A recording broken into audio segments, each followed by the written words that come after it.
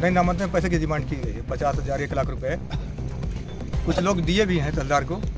कितना नामांतरण हुआ है अभी तक? 8 लोगों के नामांतरण हुआ बस, और बाकी 30 लोग बचे हुए हैं।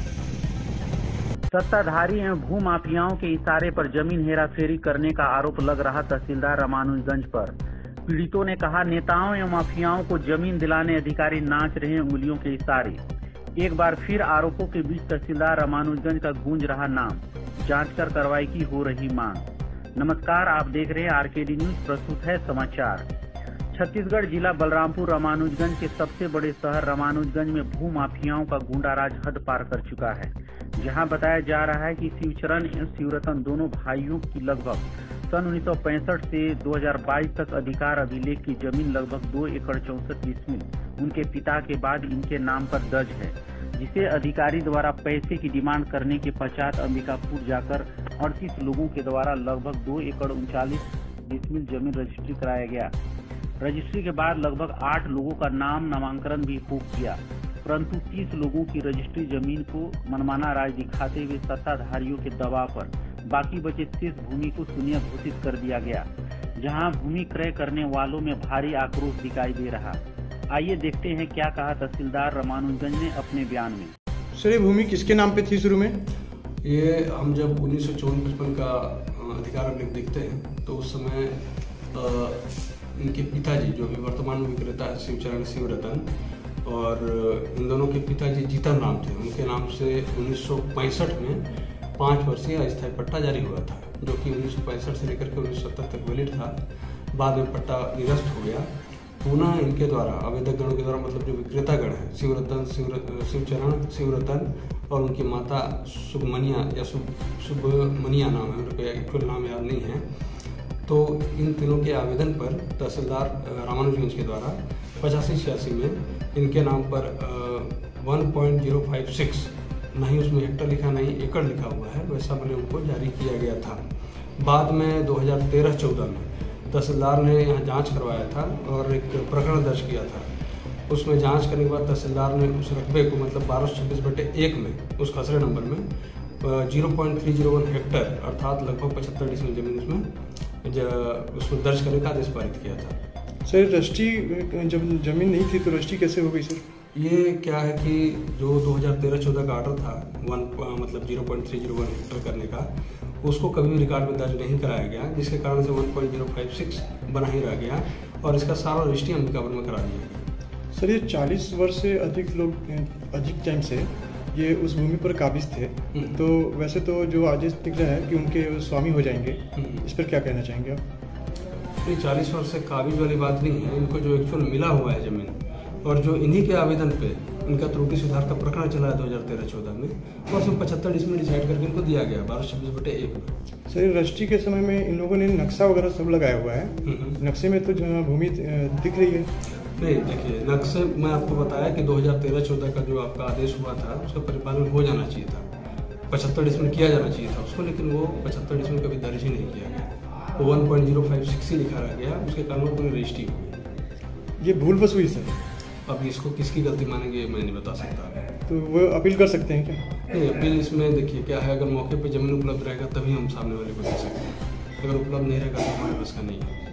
चूँकि मूल रिकॉर्ड नक्शा होता है, तो नक्शे से हमने मिलान करवाया है 1226/1 का, वहाँ पे उतना जो उनका रकबा है 1.056 हेक्टर उतना अवेलेबल नहीं है। सर, क्या आरोप लग रहा है, इसमें क्या कहना चाह रहे हैं? क्या आरोप है?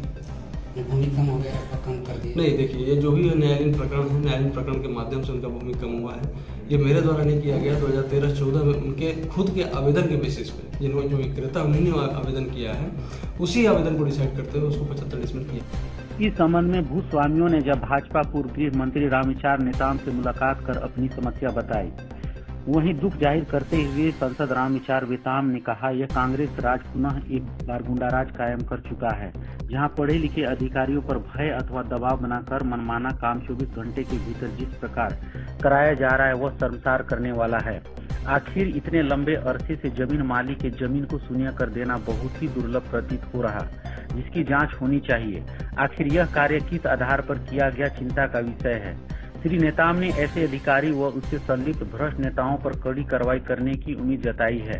रामानुजगंज में भू माफियाओं का वर्चस्व इतना बढ़ गया है कि मरे हुए इंसान के बदले दूसरा इंसान खड़ा कर रजिस्ट्री करा ली जा रही है। जहां तहसीलदार, पटवारी, आरआई एवं अन्य नेता इसके गिरोह में शामिल बताए जा रहे हैं। अन्य भू मालिक जब कलेक्टर बलरामपुर से मिलने गए तो उन्होंने फोन पर कहा कि आपकी कोई जातीय दुश्मनी नहीं है, तहसीलदार जैसे किए होंगे उचित ही किए होंगे। उन्होंने कार्यालय में ज्ञापन को देकर पावती लेने की बात कही। दूर दराज से आए समस्या में लिप्त लोगों से मिलने का समय भी नहीं निकाल सके कलेक्टर, जहां लोगों द्वारा कलेक्टर बलरामपुर श्री दयानंद पर नाराजगी व्यक्त की जा रही है। सूत्रों से मिली जानकारी के अनुसार जमीन मालिक को पैसे का लालच भी दिया जा रहा है तथा उनके ऊपर फर्जी प्रकरण दर्ज कराने की धमकी दी जा रही है। जहां भूस्वामी एवं अन्य लोगों ने कलेक्टर बलरामपुर से गुहार लगाते हुए कहा कि ऐसे भ्रष्ट सत्ताधारी अथवा अन्य नेताओं सहित भ्रष्ट अधिकारियों एवं कर्मचारियों की जांच कराते हुए बर्खास्त कर जेल भेजने जैसे सख्त से सख्त कार्रवाई करने का अपील की है। सूत्रों ने बताया कि जहां तहसीलदार रामानुजगंज का विरोध प्रथम बार नहीं है, इसके पूर्व भी कई प्रकरणों में इनका नाम सुर्खियों में रहा है। यहां तक कि पूर्व में अज्ञात व्यक्तियों द्वारा पोस्टर चिपकाकर भी विरोध व्यक्त किया जा चुका है।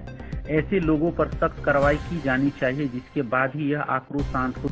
ऐसे भ्रष्ट लोगों पर कार्रवाई नहीं होने के पश्चात भूस्वामी उग्र आंदोलन को बाध्य होंगे, जिसकी संपूर्ण जवाबदेही शासन और प्रशासन की होगी। संवाददाता आनंद ठाकुर की रिपोर्ट, आरकेडी न्यूज। क्या मामला था आपका? 1965 से हमारे पिताजी के नाम पर रिकॉर्ड में ज़मीन था रामानुजगंज में 1226/1, और उनके स्वर्गवास होने के बाद ये 1984-85 से मेरे नाम पर भूमि स्वामी हक आ गया है, जो 1.056 हेक्टर है, जिसको लगभग 37 लोगों को सुनील मालाकार के साथ जो है माध्यम से उसको रजिस्ट्री किया गया है। और हमारे तहसीलदार साहब जो हैं उनके द्वारा जो है लगभग उनमें से कुछ लोगों को चुन करके उनमें से लगभग 7-8 लोगों का नामांकन पास करके शेष ज़मीन को जो है, जो कि मौके पर ज़मीन शुरू में नक्शे में कम लग रहा था, जिसको सुधार भी किया जा चुका था, और जबकि ज़मीन पूर्ण था, जितना रकबा होना चाहिए था 1.056 हेक्टर था, लेकिन उसके बावजूद उतना जो है 7-8 लोगों का नामांकन पास करने के बाद शेष ज़मीन को पूरा निरंक शून्य कर दिया गया।